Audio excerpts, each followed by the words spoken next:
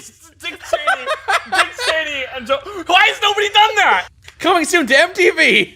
Oh, hey there, Thadam. I noticed you have braces. Too. Anyway. Where are those weapons?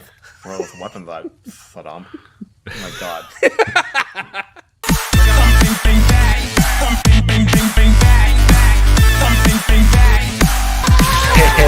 Hello, and welcome back, my friends. If you're new here, I am Lance B, and today we're doing a brand new Mikeburnfire Campfire Stories.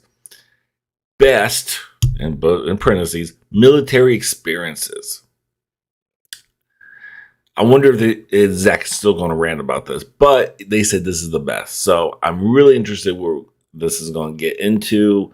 If this is going to be a little bit eclectic of a bunch of stuff, because it's not really specific. Hold on, whatever, on Instagram. I'm making a video here. So yes, let's get right into this reaction, and here we go. My daughter Beth was so worried about spaghetti. Thank goodness she's back on her feet. Funny fact about spaghetti, she hates spaghetti. You seem fucking crazy to me. Excuse me. Cute as a daisy to me. Did I tell you about the time I applied to be a fireman? No. I was looking for a job, and I saw an ad that said, "We need firefighters." Ooh. And I thought, awesome, I'm going to call and apply for this job. Because I just got out of boot camp. I am in the best physical state in my entire life. Yes. I'm in the reserves, so I have to do that on the weekends. But I still need a job for the weekdays.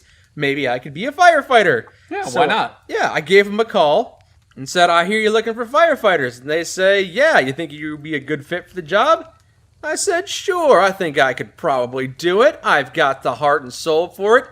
And they said, well, here's the thing. We're going to need you to join the U.S. Navy to be a firefighter Oh my God. in the U.S. Navy. And I said, I don't think I can do that. Sorry. Yeah, sorry. I don't think I can join the reserves in both the Navy and the Marines. One man cannot have two masters. Yeah. I guess the Marines are technically a department of the Navy, but I can't be a watersmith and also a firefighter at the same I time. just wanted to play with hoses, admit it. I wanted to cut out the middleman, get the hoses from one end to the other. Streamline this process. I did have something similar to that where when I was like trying to find jobs, and I would go on like Indeed or other like job websites and small arms or firearms or something like that. Your application said you had small arms. I don't think you're going to be able to fit in this T-Rex suit. No. I'm sorry, you misunderstood. The application was for I have small arms and I want people with long arms to get the soup off the top shelf for me. I see. So I went to apply for the job, and it's like, yes, we're looking for qualified people to enlist in the Army National Guard. And I'm like, close the tab. Brilliant. It's like, close the tab, get rid of it. That is the exact job that I just left. What they don't tell you about the Army when you enlist. Nobody told me this. Not one single person. And if they did, they told me like they were an auctioneer. And it's part of the contract, and it's part of the contract. Sign right here, sign right here, sign right here. Sold! You are now in the U.S. military. When I joined the military, they said, okay, you have enlisted for 3 years. What they don't tell you is that your contract is for 8 years. 3 years active, 5 years inactive reserves. Yes! That's how they get you. Every contract's about 8 years long. That's how I got stop-lost and stuck in Iraq. So I was in for 5 years. Yep. When I got out of the military, I had to, once a year, I had to show up at the National Guard office and fill out paperwork saying this is where I live in case the Army had to call me back. Because at any point, they could have been like, we need more soldiers, so we're calling the people that are in the inactive ready reserve to go back into the reserve so that we can deploy them and they can die for their country. It'll be great. Mm-hmm. Be cannon fodder, yeah. That's about right, yeah. That's not a bad impression. Fool man can't get fooled again. Fool me 3 times, can't get fooled again. That stupid laugh! That stupid laugh! Anyway. Good at replicating it. spent a lot of time watching him on TV. I guess you did. It just sounded like Butthead there. Hey, babe, what's going on in Iraq? It's just Dick Cheney and Joe. Why has nobody done that? Coming soon to MTV. Oh, hey there, Thadam. I noticed you have braces. Too. Anyway. Where are those weapons? Where are those weapons at, Thadam? Oh my god. So I got out of the military. They told me I had to be in the inactive ready reserve, and every single year when I would show up to fill out the form, I would get inundated with, well, you really should consider joining the Army Reserves, not inactive ready reserve. If something happens, you could be made to go into the reserves anyway, so you might as well join the reserves because you might end up in it. Yeah. So you may as well do it now so it doesn't happen later. And I'm just like, I don't think that's how statistics work. I'm going to play the odds on this one. I bet you guys won't call me back. And they never did. You know, you could get called up at any time, so why not go ahead and sign up? That way you know reliably where you're gonna be. I kind of figured that wouldn't happen to me. Oh, what's the odds of me getting stop-lossed and fucked a second time? Right? They kept telling me, well, if you enlist in the Army Reserves, you'll get a year and a half of stabilization time, which basically means that I can't be deployed in that year and a half. Okay. I call bullshit on that one because I've been in the Army for 5 years, and I know that if the Army wants to deploy me somewhere, they will just deploy me somewhere. Stabilization time be damned. Yeah. Because I'm pretty sure that the people that were in the Army marching band that were told that they had stabilization time, and then they sent them to be part of a convoy in Iraq, pretty sure that they weren't too happy about the fact that you cut their stabilization time either. Did you have a convoy with musicians? I literally did run into musicians while I was in Iraq that were like, I'm in the Army band, I don't even know why I'm out here. Oh my god. They had them acting as a gunner on a vehicle because the Army was so desperate for people. Is that an Al Qaeda? Hold on, I got my trumpet.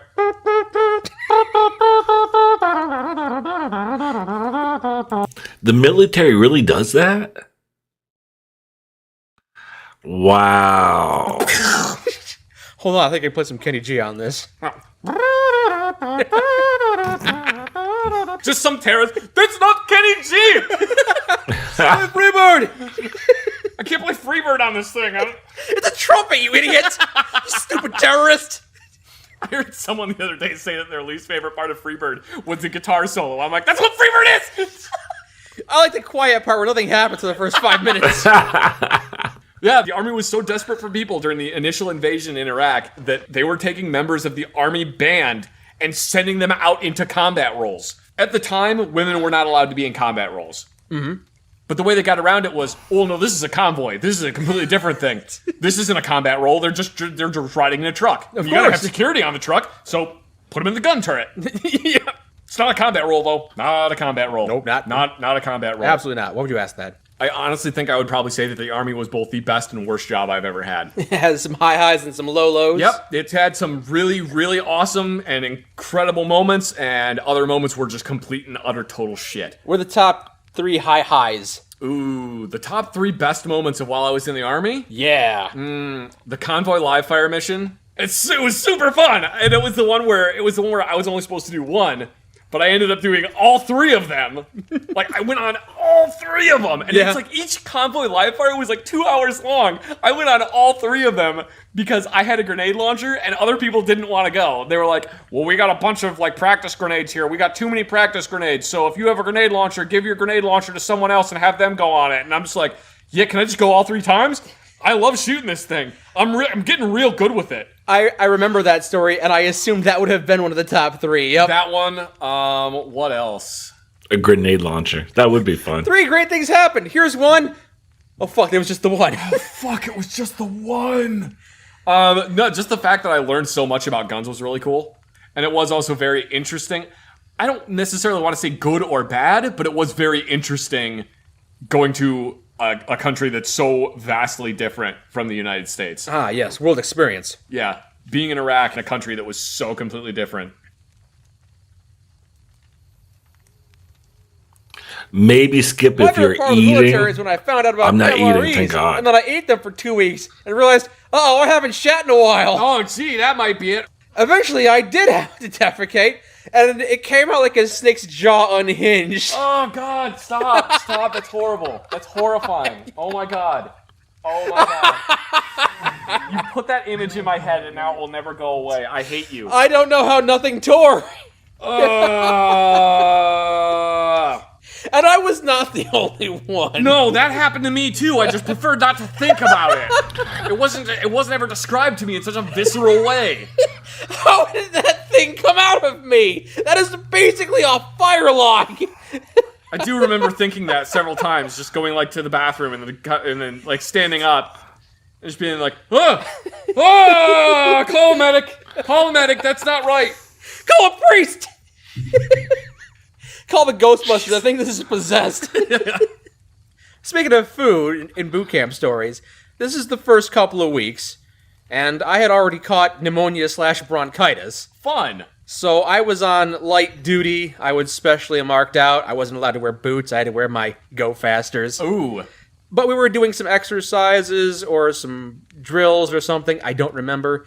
And a packet of crackers fell out of somebody's pocket.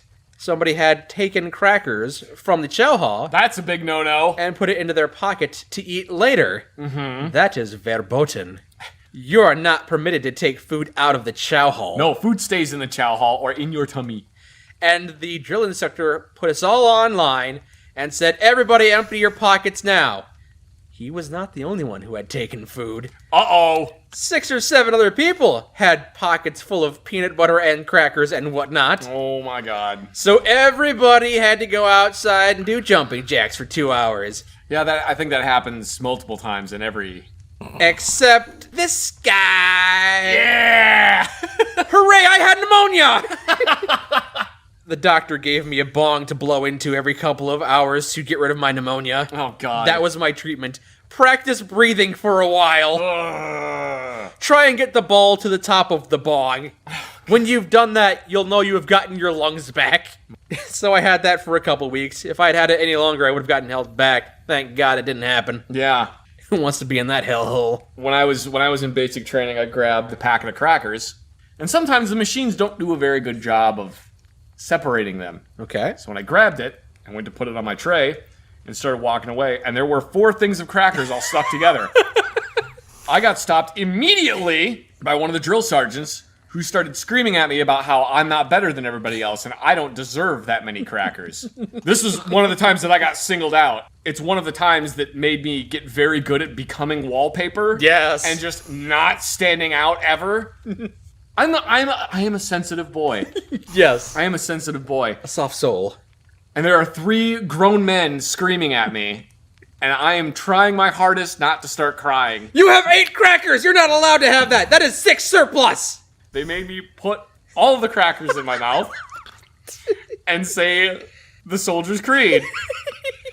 I could get 4 in my mouth, and it came out as...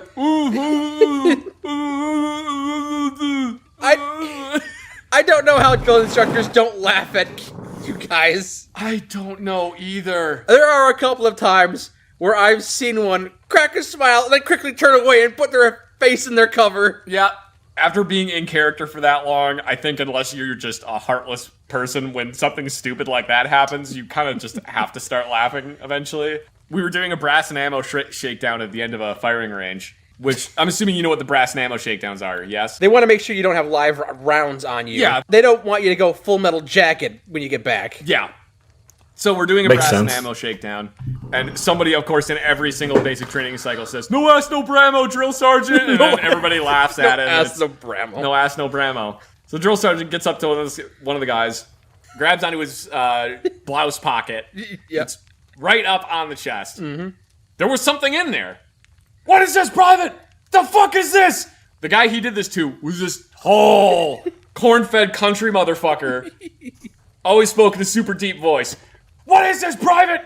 Private goes, "Oh, that's my nipple, drill sergeant." And the drill sergeant just goes, and just immediately starts laughing. Everybody is just fucking dying.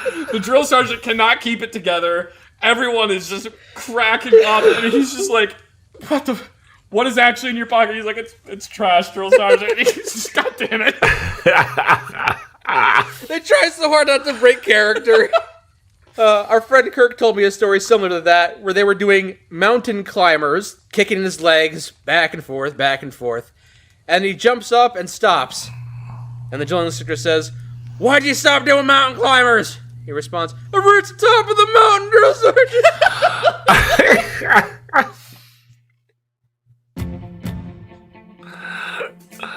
Oh my god. Anyway, what a great video. If you guys really enjoyed this, please comment and like and all that good stuff. I leave the link down for Mikeburnfire down below. Show them some love. Subscribe if you haven't already. Of course, like and subscribe and hear and all this. Check out my Instagram and my Twitter. And take care of yourself, take care of each other, and bye.